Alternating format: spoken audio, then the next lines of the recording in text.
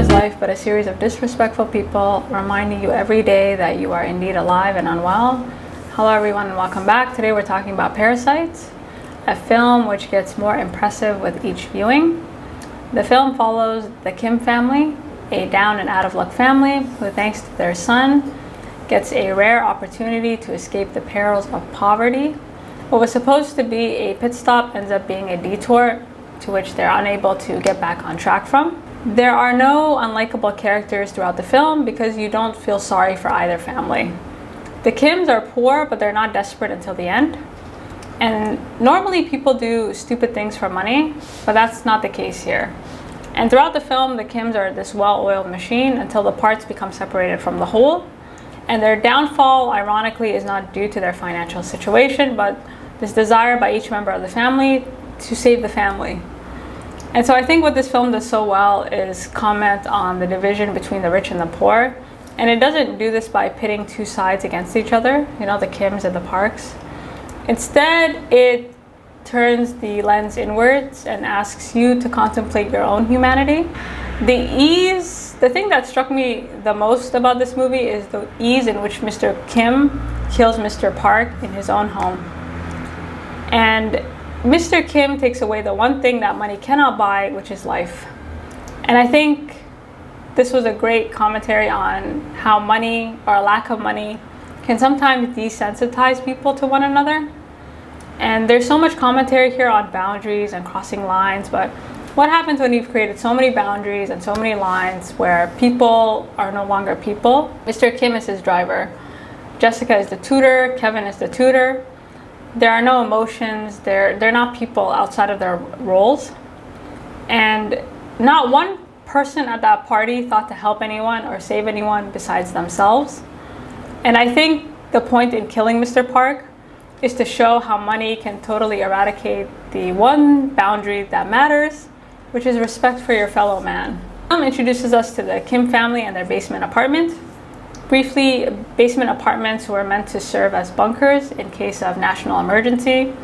Initially, living in these spaces was illegal until a housing shortage in the 80s. The movie begins and ends in the basement.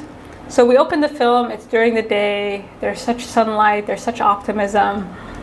And although they're half below ground, they would not be below ground completely until the end of the film, when we see Kevin sitting in the dark, stuck in the same space like his father forever, unable to get out. There are a few indications in which the Kim family were likely better off.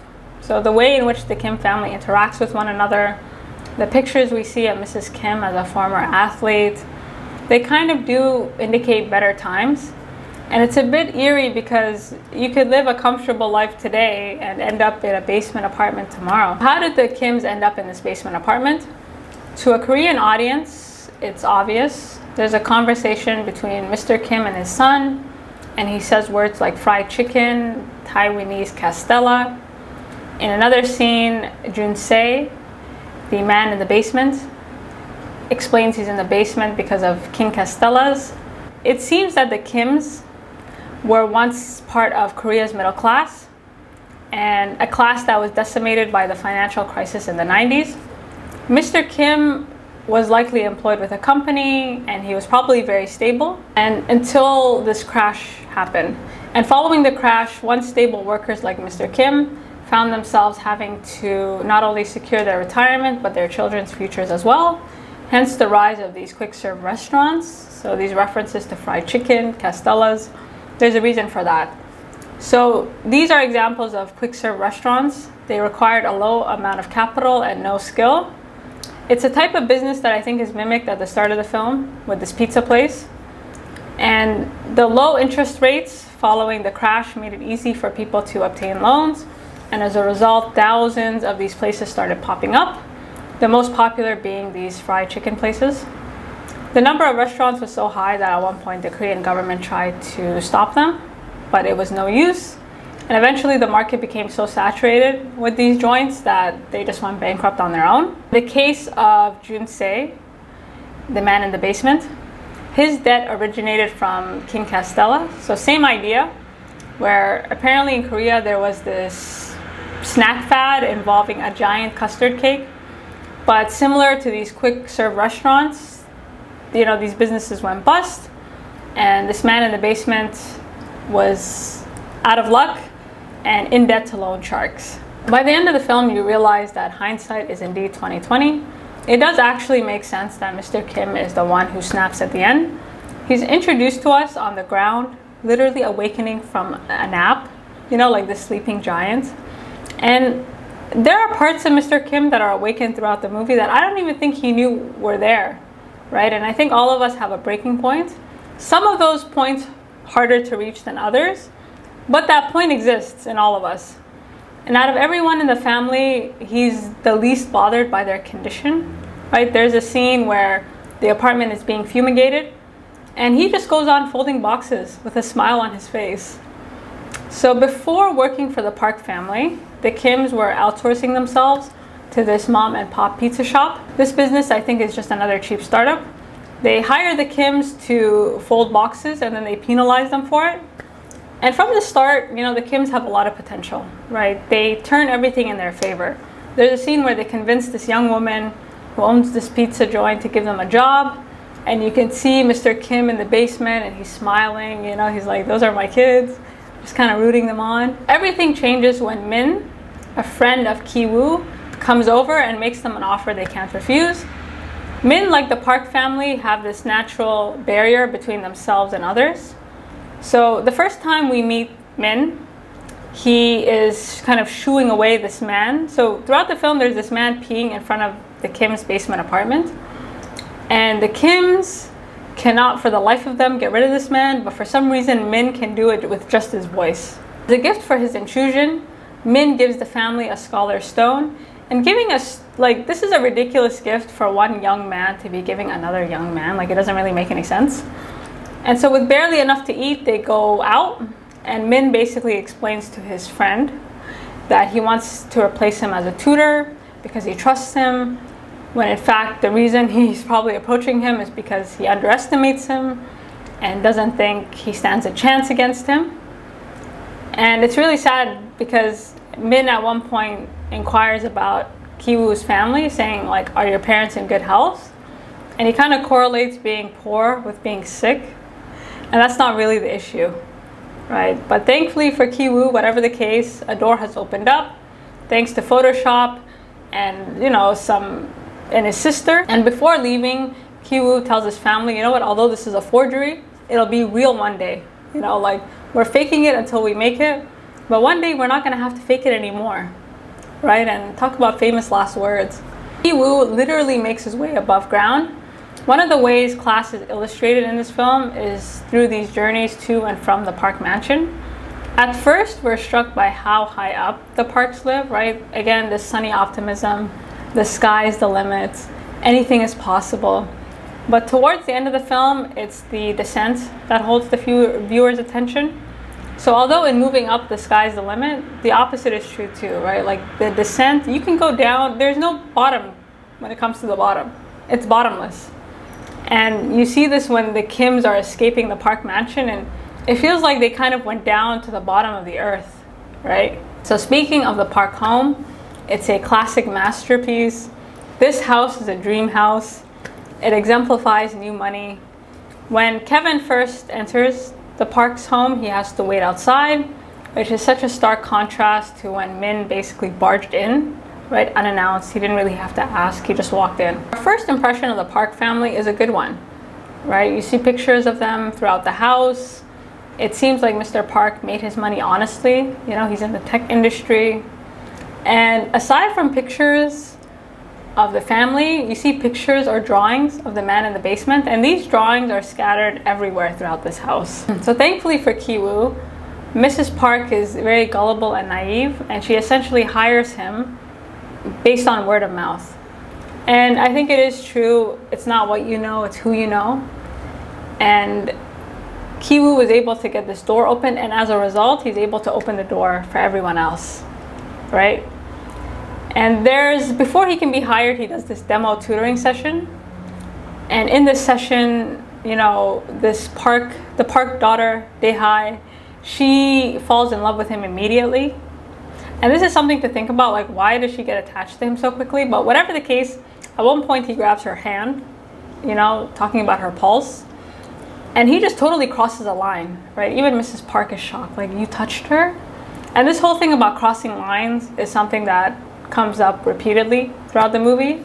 So Ki-woo, and just like that, Ki-woo becomes Kevin. And he not only gets a job, he secures a pay increase, and he decides to take everyone along, right? He then goes on to recommend his sister, which would become Jessica. And she also passes with flying colors, right? And at face value, it seems like the Kims are quite reckless, but everything they do is rehearsed and very well planned, right? You see that just before Ki-woo goes into the Park mansion with his sister and they're rehearsing their lines, right? Everything they do is very intentional. And so Jessica, we'll call her Jessica, her presence in the house almost causes some problems. So in one scene, the Park daughter comments on her brother's condition. He's saying he's faking it. He's not really an artist, right? So this kid has been drawing pictures of this man in the basement, but nobody knows why. And it was really ironic because the person that she confides in is Kevin, who's just lying through his teeth, right? Unlike her brother, who's actually telling the truth and trying to communicate to these people that there's a man in the basement. Jessica, so I'll call her Jessica, just like her brother Kevin, crosses a line by excusing Mrs. Park. But nonetheless, she secures the position quite easily, right? And the way in which the family is able to seize opportunities right away, like, it does go with the title of the film, Parasite. They kind of, you know, it becomes an infestation. And from here, we can kind of see their rise, right? They literally started from the bottom and now they're here. They start off with barely enough to eat, cheap beer to drink. Next thing you know, they're ascending to cafeteria buffets, grilling meat in their apartment, you know, drinking premium beer.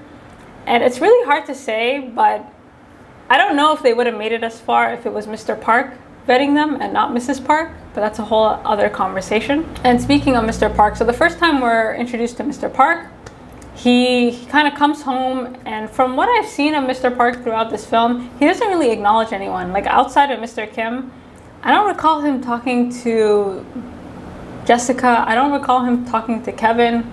You know, they're just kind of, he doesn't really interact with people that he employs. So before Mr. Kim can totally infiltrate, Mr. Park has to decide what to do with the driver. And this conversation about what to do with the driver, he tells his wife about the panties, and then he goes on to theorize what he thinks happened in the back seat. Park isn't so much annoyed that his driver did it in his car. It was more like the idea that his driver made love in his back seat. And this, for him, violates all boundaries, any respect that they have established from here on out. And listening to Mr. Park describes what he thinks happened in the car, you know, what kind of women were in his car. It kind of tells me he has more knowledge of the streets than he appears. Like, I don't think Mr. Park is someone who was rich. I think he had to kind of work hard to get to this point. But his wife, on the other hand, she is just so naive, right? At one point, Jessica comes in and she just throws the envelope away. Like, she can't even bear to think of it that way. Park consoles Jessica about their driver, you know, calling her young and naive, which was super funny because immediately Jessica was like, let me recommend my father. And just like the well-oiled machine that they are, the Kims do their homework, right? So before it's showtime, they go to a car dealership and they study how to operate Mr. Park's car. And the Kims have two problems, right? Like, they have to get hired and they have to kind of act as though they don't know one another. And this is really impressive. And so the contrast, I think, between Mr. Kim and Mr. Park is a really good sort of, it kind of highlights the differences between the two families as a whole. Mr. Kim is the only one in the family to be vetted by Mr. Park.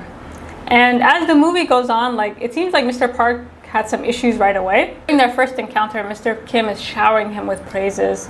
You know, he's like, you're so amazing, you're so... And I don't think Mr. Park ever really, like, bought it, but he, you know, he was flattered. And they have some similarities. So I just want to compare the two men for a second. So both of them, they're family men, they love their children, and although they express their love in different ways, I do feel that both families are kind of a united front. And in the case of the Park family, the roles are clearly divided, right? Wife, husband, kids. Whereas in the Kim family, everyone is equal, right? There's no hierarchy. No one is better than anyone else.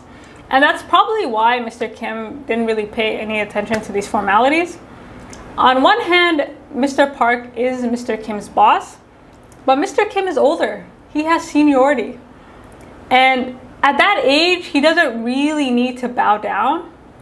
And that's probably why Mr. Park had a younger driver, because he had seniority over him. So he has to kind of watch what he says to Mr. Kim, because culturally, he is older. And Mr. Park is so bothered because for him, Mr. Kim works for him, right?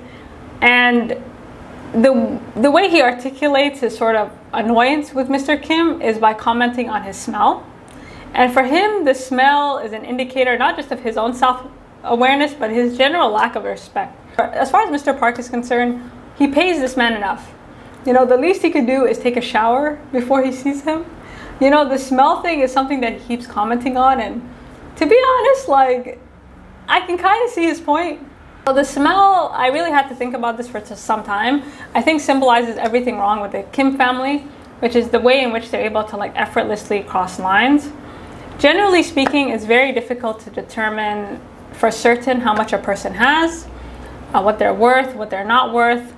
There are plenty of rich people who look broke and plenty of broke people who look rich. So even though with smell, it's not an indicator of where you're going, it is a good indicator of where you're coming from.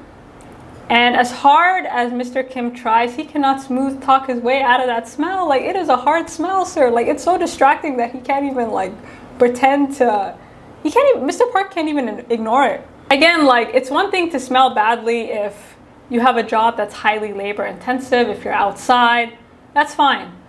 But again, Mr. Park is confused. He's like, you're a driver. You can't cologne or do something before you come in here. Like, for him, it just doesn't make sense why he smells that way, let alone why he doesn't notice that he smells that way. And so at one point he compares Mr. Kim's smell to that of like the people who use the subway, you know, kind of indicating like he's a rat, like something underground.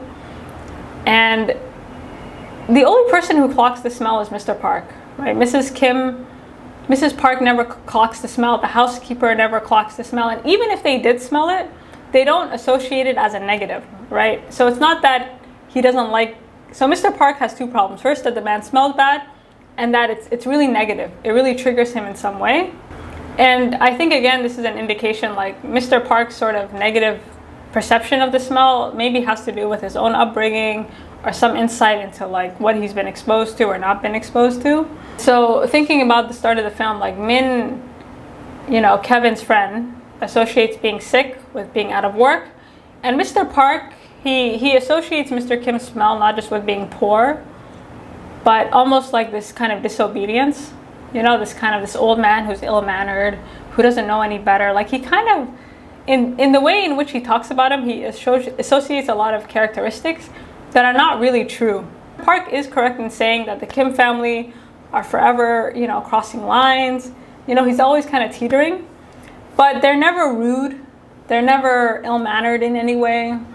You know, like, they behave appropriately. They're good conversationalists.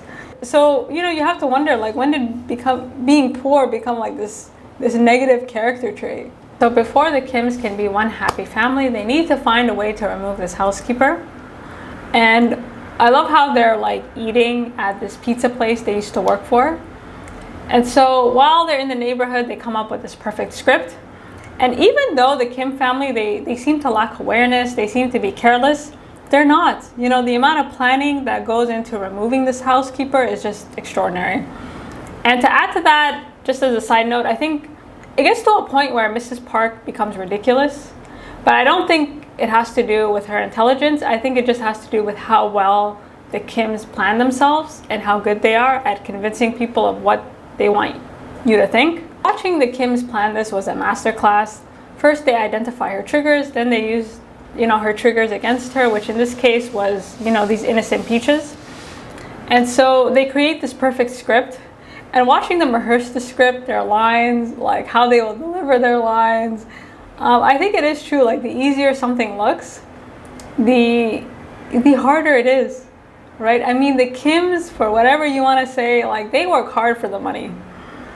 And so this whole sequence from beginning to end, it kind of mimics that of a symphony because they literally pulled off a masterpiece. right, by the end, by getting rid of this housekeeper. And so with the housekeeper gone, the proximity between the Parks and the Kims, it gets closer. And the closer they get, the more uncomfortable the Parks become, right? Because at one point, Mrs. Park is literally face to face with Mr. Kim, and she asks him, like, did you wash your hands? And he's just like, what? As if only poor people can get TB. You know, he was just like really confused. But again, like the closer they get, the worse it gets. I find it interesting that Mrs. Park fired the housekeeper without telling her husband, like what the real reason was. And it seems like she's afraid of like letting him get down, you know, like she has a role and she needs to fulfill that role, you know. And you see the same with Mr. Park. So in a conversation between Mr. Park and Mr. Kim, Mr. Park is sad, right? His housekeeper has been fired, and according to him, she was great because she could cook and she never crossed the line. And her only flaw was that she ate enough for two, of course referred to her husband living in the basement.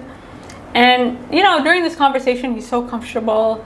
He's talking about his wife, what a terrible housekeeper she is.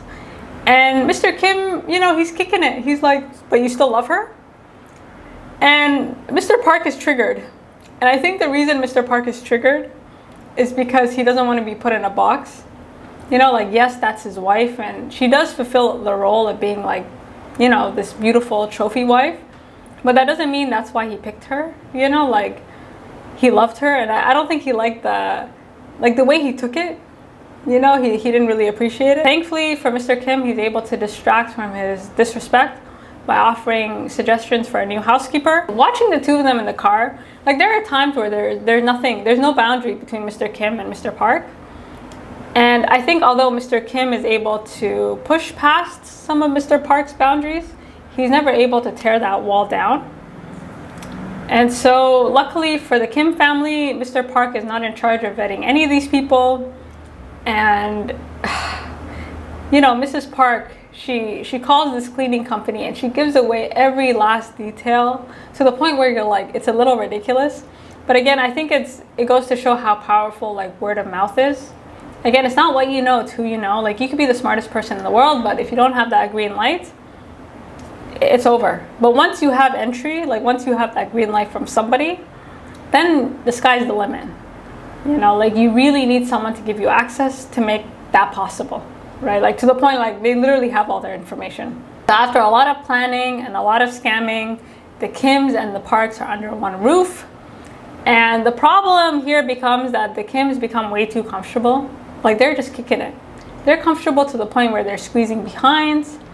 And, you know, the first indication of their downfall is when the Park's son kind of notices that they all smell the same. Right, he's like, wait a minute, something's not adding up here. To comment on this smell, during a family dinner, they're moving on up, they're eating steak, they're drinking premium alcohol. Jessica kind of notes like the only reason they can kind of get rid of the smell is to move out of this basement apartment. So in essence, they got to move on up. And they're making more money, but their situation is not changing, right? And when it does change, it's for the worst. The more comfortable they get in the Park house, it creates this false sense of security. You know, as if the Park's wealth is kind of rubbing off on them. Like there's a scene while they're eating that Mr. Kim and his son, again, this guy peeing in front of the apartment, you know, he comes back. So Kevin grabs the stone and he's like, I'm gonna shoo this guy away. And of course it has no effect. You know, the man continues to piss as if like it's no one's business.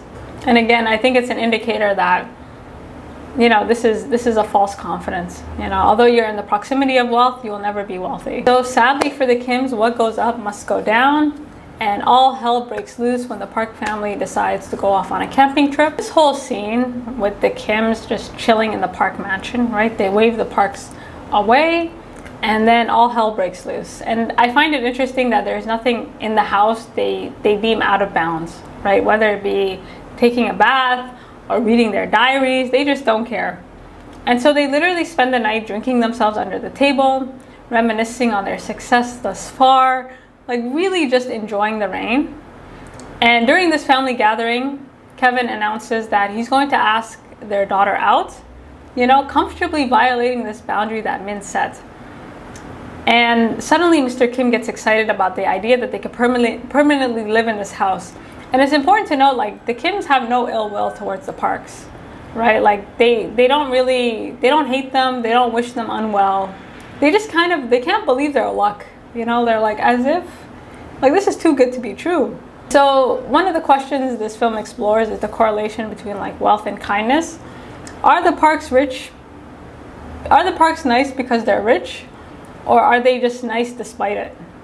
And Mrs. Kim explains that wealth is kind of like an iron that removes all the creases, and I think this is to justify their own bad actions, because for the Kims to be here, a bunch of people had to be fired, right? The housekeeper, that driver, his poor reputation, you know, like, bodies, like, for them to be here, lives had to be ruined. And that's not something to ignore. And the only person who's not at all concerned for the well-being of anyone is Jessica, right? Mr. Kim kind of feels bad. He's like, I hope the driver's okay. And Jessica was like, we need to worry about ourselves. You know, we're the ones who need help. And I appreciate how the film doesn't give anyone like a moral high ground. You know, like, no one is bad, no one is good. Everyone has traits that are both. Before this moment that begins to unravel their fantasy, Mr. Kim makes a comment on Mr. Kim's confidence. He basically says, you know what, you talk a big game now, but if the Parks were to walk in, you would scatter like a cockroach. And Mr. Kim is triggered. And this whole scene of him grabbing his wife, I don't think he was joking. I think he was immediately triggered. And then he kind of like stopped himself and started laughing. But again, it's just a sign that, like, again, something is being awakened, and we don't know what yet. Everything goes downhill when the former housekeeper comes knocking on the door, and I felt bad for this woman.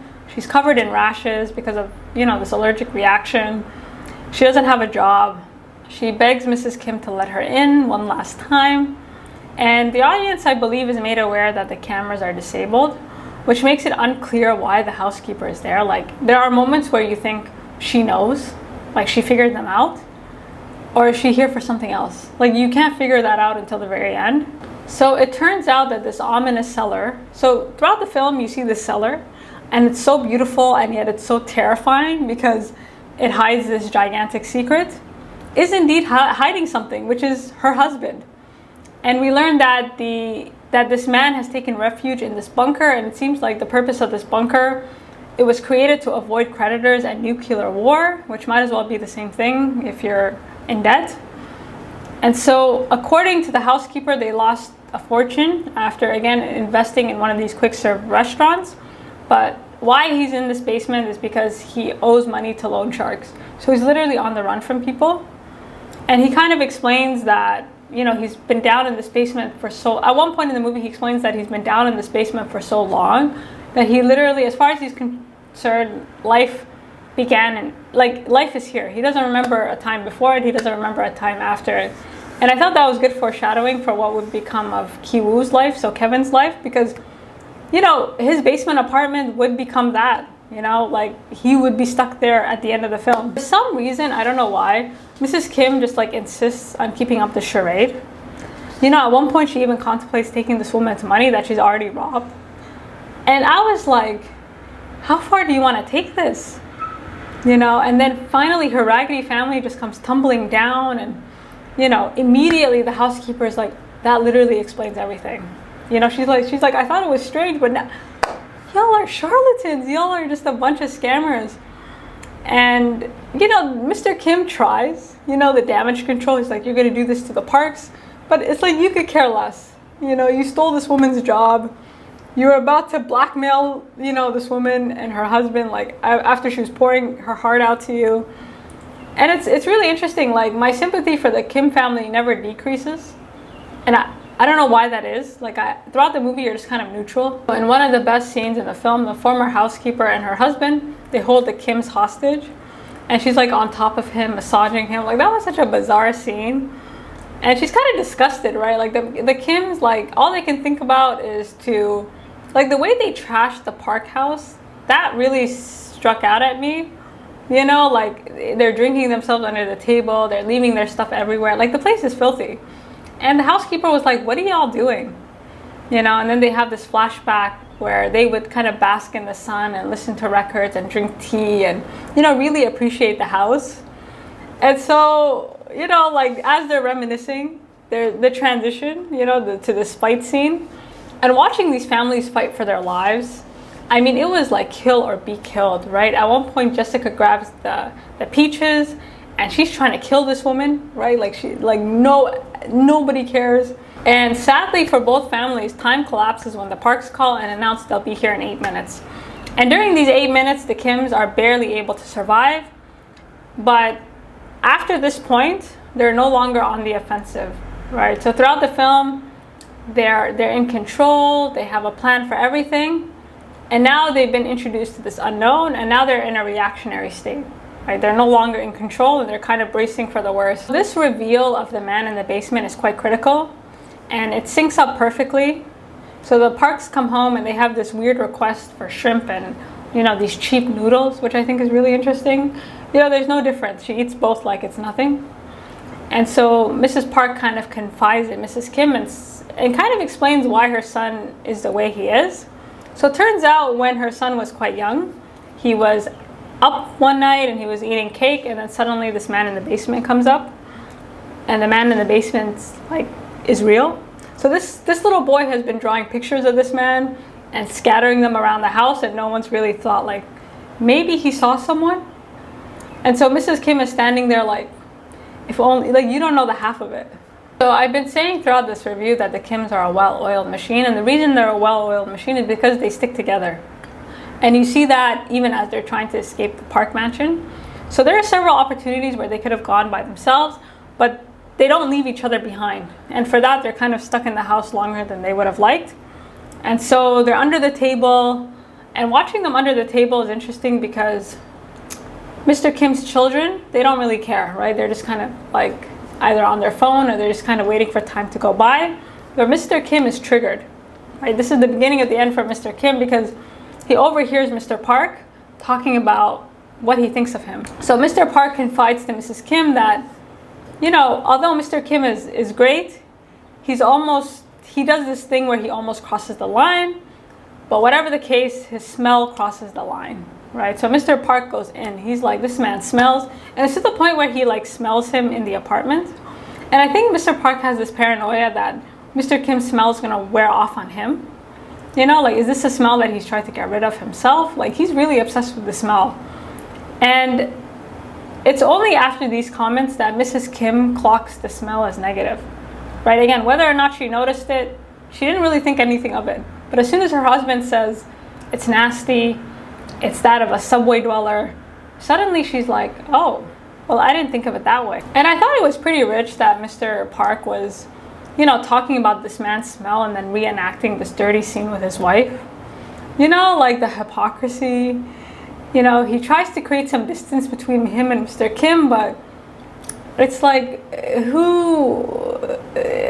was just a lot going on. So before they're able to sneak out, you know, they're almost caught. And there's a scene where you can see the bottom of Mr. Kim's feet. And I'm not gonna lie, like I felt like I could smell him off screen. You know, like Mr. Park is right, like, dude, So the Kim family is thankfully able to escape, but after this, the tone of the movie changes, right? Like, it's no optimism, no more laughs, like, everything is downhill from here. Up until this point, we haven't really seen the commute to the Park mansion.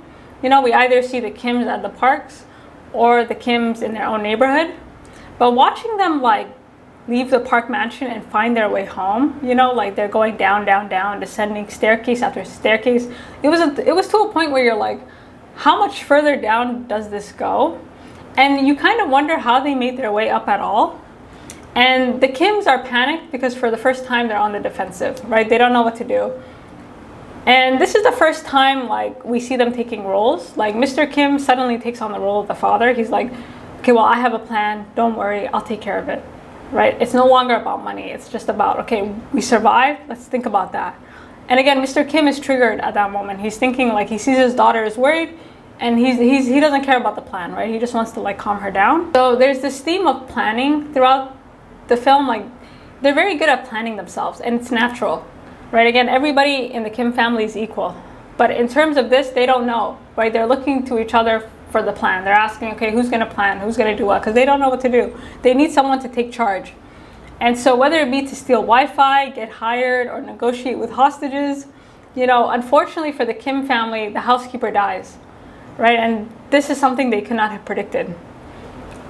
And, you know, this whole sequence, the way they paralleled the Kims coming home to this housekeeper dying.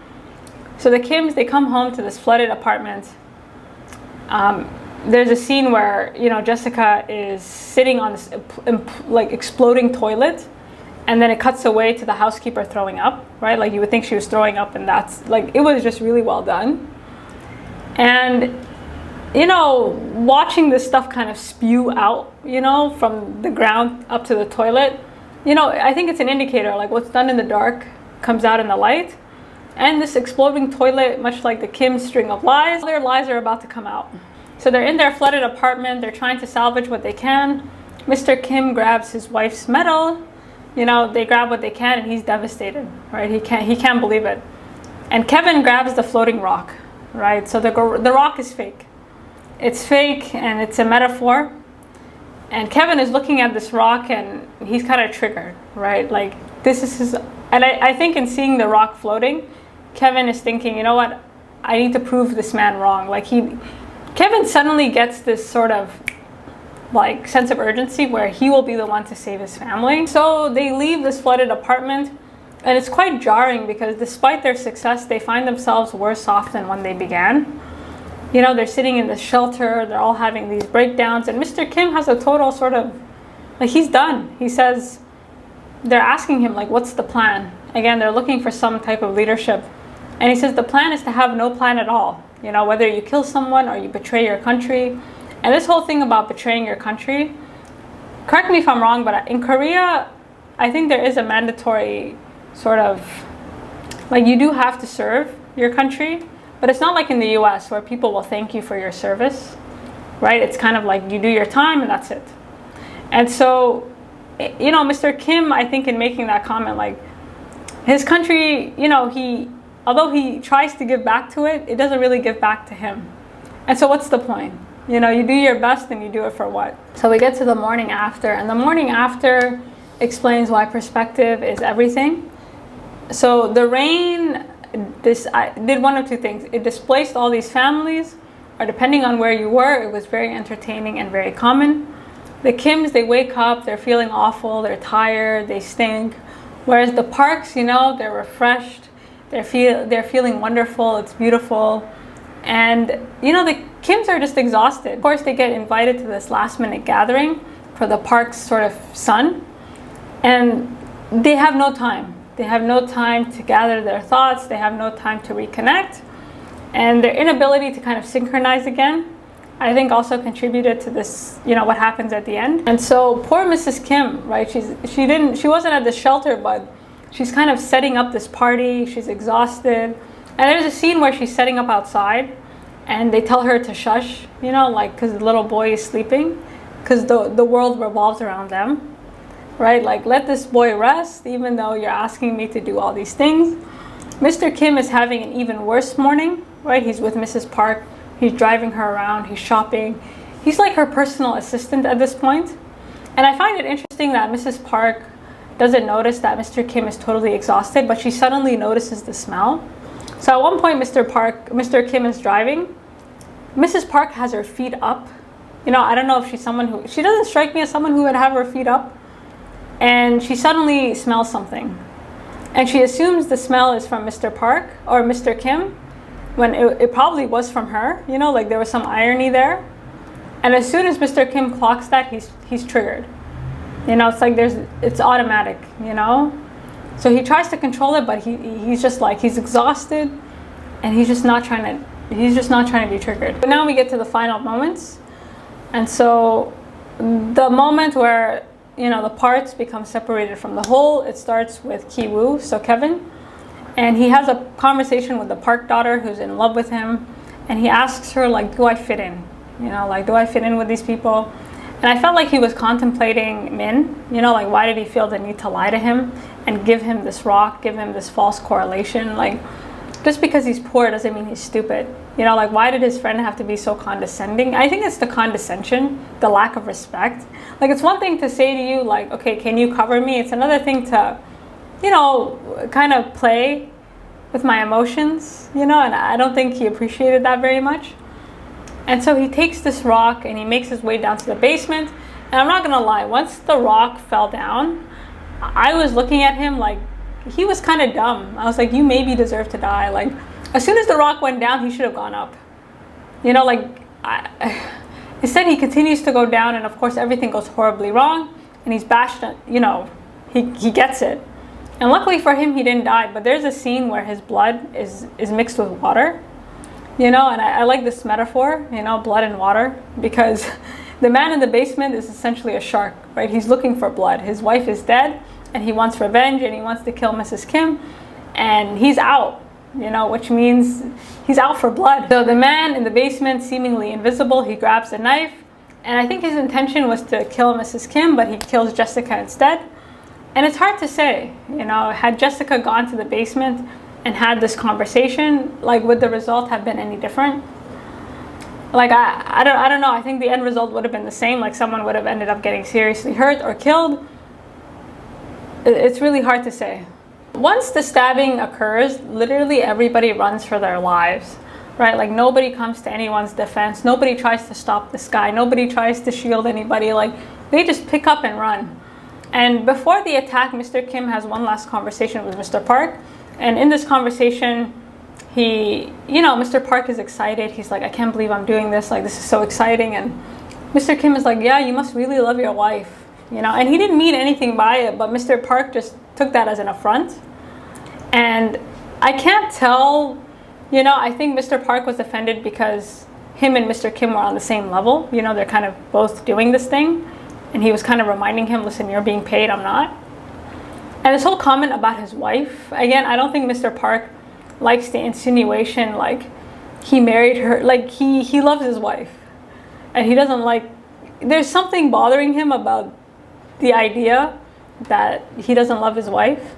And the fact that Mr. Kim is commenting on it. But anyways, he was triggered. Once the stabbing occurs, I think it occurs to Mr. Kim that outside of their roles, like, when you watch the Park family, like, they don't really care about the Kims. Like, outside of their roles as tutor, driver, they don't really ask about them, right? They don't know anything about them. They don't really care to, right? They don't need to. And so this is not something I don't think Mr. Kim clocks until he sees his daughter and son dead, basically, and his wife, like, fighting for her life. So in the final moments, Mr. Park desperately tries to get his family out. He has the audacity to order Mr. Kim to the car. He's like, what are you doing? We need to go. As if this man can't, you know, drive his own damn car. And I don't know if there was a moment where Mr. Park kind of clocked, like, wait a minute, there's something not right here. And, you know, when that fails, Mr. Kim kind of tosses him the keys. And sadly, it gets stuck under the man in the, you know, it gets stuck under this body. And this scene is so tricky because Mr. Park, as he's trying to get the key, you know, like, the man, he does have, like, a stick of meat inside him. So his reaction, like, that smell, it could very well be because of the meat as well. You know, like, there could have been a number of different things that contributed to his reaction. But whatever the case, Mr. Kim did not see it that way. And he ends up crossing the ultimate line, the ultimate barrier. He kills Mr. Park in his own home. And I think although money can buy you safety and security, it doesn't necessarily guarantee it. And so Mr. Kim took the only thing that money can't buy from Mr. Park, which is his life. So, you know, that scene was shocking. It was shocking for a lot of reasons because I was just struck by how easily, like, it was instant. You know, there was nothing between him and Mr. Park, physically, mentally, nothing. You know, he went in for the kill. And as I said in the beginning, like, there's a lot of commentary on crossing lines. But for, you know, for Mr. Park, Mr. Kim was nothing more than a driver.